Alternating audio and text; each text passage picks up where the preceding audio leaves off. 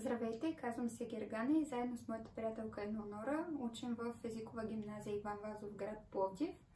И днес ще попитаме няколко наши съученици дали имат желанието да дадат своя глас в следващите евроизбори. Здравейте, днес ще вземем интервю на двама ученици. Здравейте, как се казвате? Здравейте, аз съм Снежи и съм на 18 години, 11 клас. Аз съм Георги и съм от 12 клас, пак на 18. Мислите да дадете своя вод на следващите евроизбори през 2024 година? Със сигурност да, това всъщност ще бъде моята първа възможност да отида и да гласувам, като смятам, че това е отговорност на всеки един отговорен и активен гражданин да допринесе със своят глас за подобряването на ситуацията в своята страна. Да, със сигурност. И това е втори път, в който ще ходя да гласувам. Предишния път беше общинските избори и всеки трябва да гласува, защото ако ние не гласуваме, някой вместо нас ще взема решенията за нашия личен живот. Прекрасно. Абсолютно съгласна съм с тях. Здравейте, днес ще интервюирам две момчета от нашето училище. Здравейте! Здравейте, аз съм Теодор от 12 Б, това е Николай. И аз съм от 12 Б. Какво е вашето мнение за евроизборите?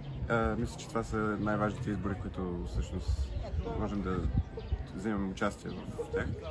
И аз смятам да гласувам на едните избори. Аз смятам, че са много важни, тъй като във всички избори са много важни и всеки човек трябва да упражни правото си да гласува, тъй като е негово право и задължение. Много ви благодаря. Здравейте, днес ще чуем мнението на още едно момиче от нашето училище. Здравей, представи се. Здравейте, аз съм Антония Пенкова от 11 клас. Какво мислиш за евроизборите тази година? Мислиш да гласуваш и какво е твоето мнение? Според мен евроизборите са страшно важни за бъдещето на държавата и на Европейския съюз.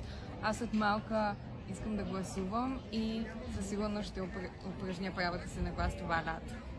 Прекрасно. И аз също купня да гласувам.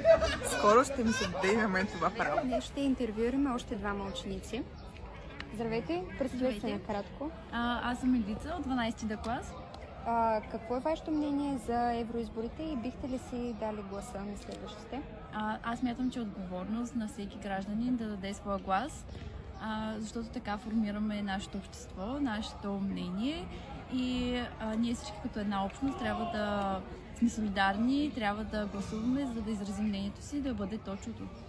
Много ви благодаря, аз също съм съгласна и при първа възможност, когато я стана на 18, ще дам своя глас. Често казваме, че гласът ни не се чува. Сега е момента да дадем своя глас. Да поставяме нови основи, да градим по-добро бъдеще, гласувайки в настоящето. Гласувайте! Има смисъл!